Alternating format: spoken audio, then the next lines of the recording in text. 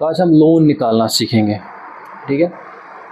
हम फ़िलहाल के लिए कार लोन निकालेंगे। अपने बिज़नेस के लिए हमने कार परचेज़ करनी है, तो उसी के लिए हम लोन निकालेंगे। और कुछ डाउन पेमेंट, ये ऑब्वियसली लोन के लिए तो डाउन पेमेंट ज़रूरी होती है। उसके बाद EMIs वगैरह वो सारा कैलकुलेशन करेंगे हम। तो हमें लोन निकालना है, या सॉरी कार परचेज़ हमें करनी है 20 लाख रुपीज़ की, ठीक है। उसमें से हम डाउन पेमेंट खाली 4 लाख रुपए का देंगे, तो बचा हुआ 16 लाख का हम लोन निकालेंगे। उसके बाद 16 लाख की EMIs बनाएंगे, जो कि मैंने कैलकुलेट करके रखी है। 32,000 हर महीने EMI बन रही है हमारी, ठीक है। कॉमर्स है किसी को आप में से? तो उसमें से 32,000 में से प्रिंसिपल अमाउंट 21,000 और इंटरेस्ट 11। इंटरेस्ट तो यानी कि हाँ, ठीक है। तो वो जो कि एक्स्ट्रा देना, पे करना पड़ता है आपको बैंक को।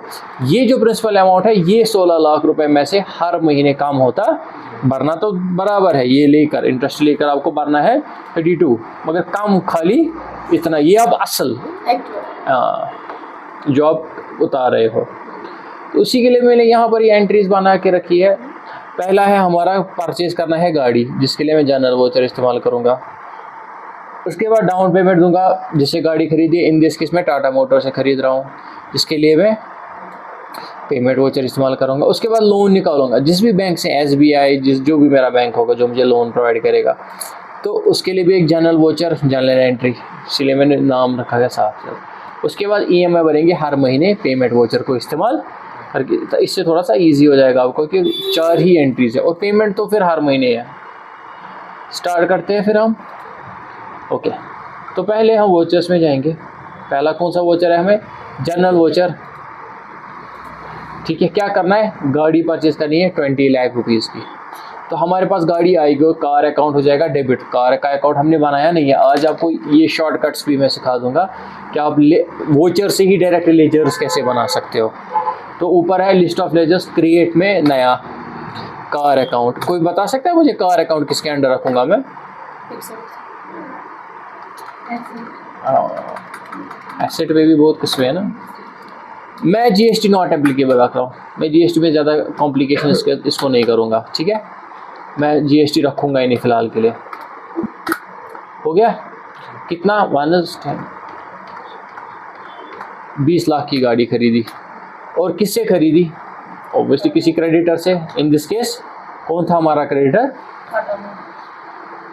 हो कि निकल ली? हाँ,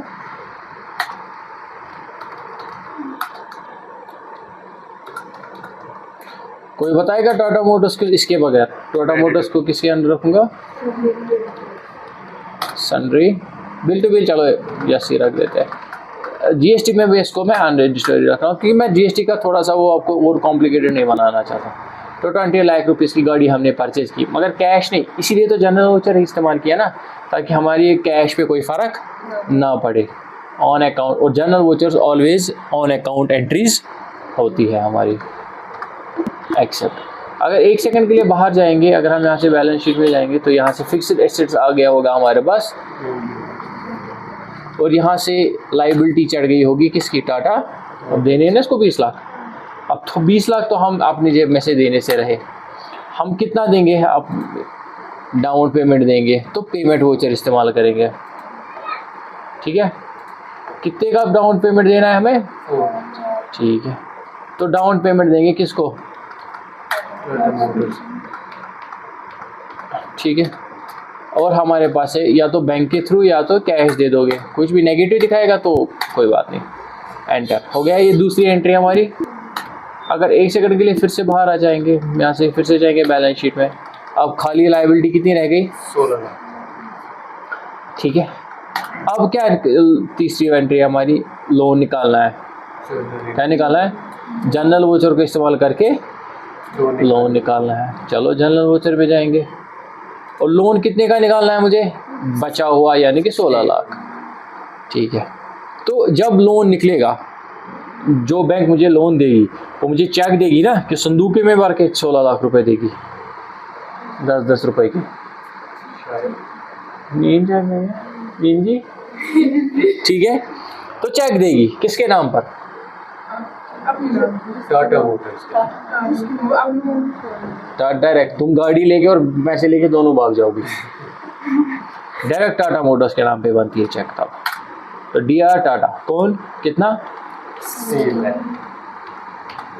कौन देगा? मेरा जनरल वोचर है ना, तो ऑन अकाउंट बैंक देगा। तो अभी बनाया नहीं है ना वो, ये वो बैंक नहीं है मेरा बैंक अकाउंट, वो तो मेरा बैंक अकाउंट है।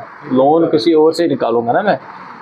तो जैसे मैंने SBI बैंक से निकाला तो उसको रखूँगा मैं।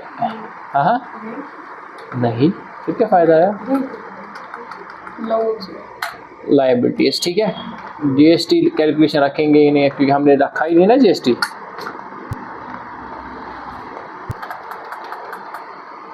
अनरजिस्टर्ड रखते हैं, एंटर। और हमारी तरफ नहीं, बैंक ने हमारी तरफ से किसको दिए पैसे? टाटा मोटर्स को। अब टाटा मोटर्स और मेरा हिसाब क्या हो गया? अब फिर हिसाब किसके और किसके बीच में है? अब देखते हैं बराबर रहा। देखो लायबिलिटीज गायब हो गई टाटा मोटर्स की। अब मगर यहाँ से लोन चढ़ गया। अब ये इकट्ठे थोड़ी ना उतारेंगे, ये हमें भरना है धीरे धीरे करके EMIs। कौन सा वोचर? पेमेंट वोचर, ठीक है। कितने का EMI भरना है? 32,000, जिसमें से प्रिंसिपल अमाउंट इतना है और इंटरेस्ट को प्रिंसिपल अमाउंट भी हमें देना है, यानी कि बैंक को देना है, और इंटरेस्ट भी बैंक को ही पे करना है। तो हमारे पास से दो चीज़ें निकलेंगी। एक तो असल, हिंदी में असल बोलते हैं, कितना? बैंक को 21,000 का असल, और CR की जगह यहाँ पर, क्योंकि ये भी देना है ना, this is called triple entry, ठीक है। यहाँ पर 2 DR होंगे, 1 CR होगा, ठीक है। या कभी 2 CR होते हैं, 1 DR होता है, वो रिसिप्ट वोचर के केस में होगा, क्योंकि उसमें पहले CR आता है ना रिसिप्ट वोचर में। हाँ चलो जी, इंटरेस्ट तो बनाया नहीं है हमने, तो INTREST। अब इंटरेस्ट लेजर जो इसको किसके अंडर रखेंगे? इसको किसके अंडर रखेंगे? कौन बता सकता है? एक्सपेंस। हाँ, इसको मैं एक्सपेंस के अंडर भी रख सकता हूँ अगर मैंने लोन बिजनेस के लिए निकाला होगा, या अगर मैंने अपने पर्सनल इस्तेमाल के लिए लोन निकाला होगा, तो मैं तब कैपिटल के अंडर इसको रखना पड़ता है मुझे, ठीक है। ये हमने छोटा हाथी खरीदा, अपने लिए थोड़ी ना खरीदा होगा, तुम चलाओगी तो किसके अंडर रखेंगे हम? और डायरेक्ट एक्सपेंस, ठीक है, नॉट एप्लीकेबल। मैं रख ही नहीं रहा हूँ ना, मैं GST रख ही नहीं रहा हूँ। कितना? और हमारे पास से क्या जाएगा? क्या, या तो कैश की शक्ल में बनेंगे, या तो मोस्टली बैंक ट्रांसफर ही किया जाता है, कैश नहीं लेते हैं, थोड़ा कैश में इशू हो जाते हैं ना, दैट्स वाई। एंटर। और एक बार देखते हैं कि लोन में कोई फ़र्क आई कि अब लोन कितना रह गया? 15,79,000 था कितना? 16 था, तो कितना काम हुआ? ठीक है ना। और देखो यहाँ से 11,000 कहाँ गए? नेट लॉस में खर्चा हो रहा है ना, एक्सपेंसेस हो रहे हैं। ये है 11,000 तुम्हारे, क्लियर है। फिर से अगर भरोगे EMI, लेटर से दूसरा महीना आ गया, दूसरे महीने दूसरा EMI भरो, वही टाटा मोटर्स को नहीं, बैंक अकाउंट। कितना? 21,000। इंटरेस्ट इतना, और या तो कैश या तो बैंक के थ्रू भरो, चेक दे दो बैंक वालों को या ऑनलाइन ट्रांसफ़र कर दो। अब बचा कितना? और 21,000 कम हुए, यानी कि यहाँ पर मैंने हिसाब करके रखा है 4 महीने EMI भरने के बाद भी अभी भी 15,16,000 अभी भी लोन बकाया है। 4 EMI भरने के हो जाएगा, ठीक है। कुछ है कहीं डाउट कुछ इसमें?